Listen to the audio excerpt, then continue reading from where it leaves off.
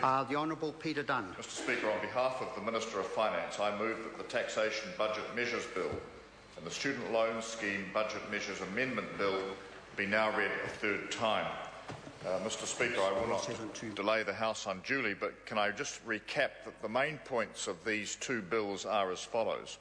Firstly, the repeal of tax credits for income under $9,880, which was introduced as a transitional measure in 1986 and has long since ceased to serve its purpose.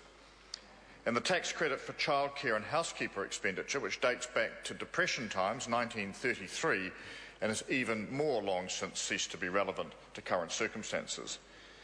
The introduction of transitional arrangements to manage the repeal of these by allowing employers time to update their payroll systems. The replacement of the tax credit for the active income of children with a limited tax exemption. Again, Mr Speaker, this changes a transitional move put in place by Sir Robert Muldoon way back in 1978.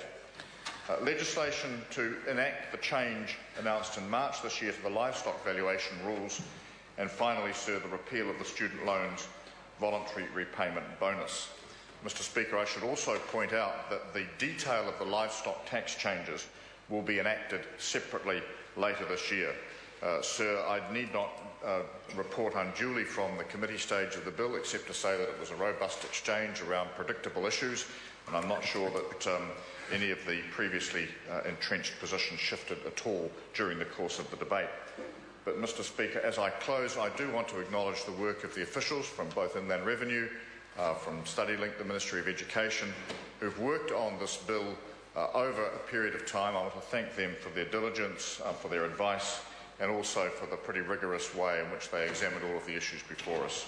So I'm pleased that these bills are now going to proceed to their third reading, and once again I commend them to the House. Question is that the motion be agreed to. Speaker. David Clark. Mr Speaker.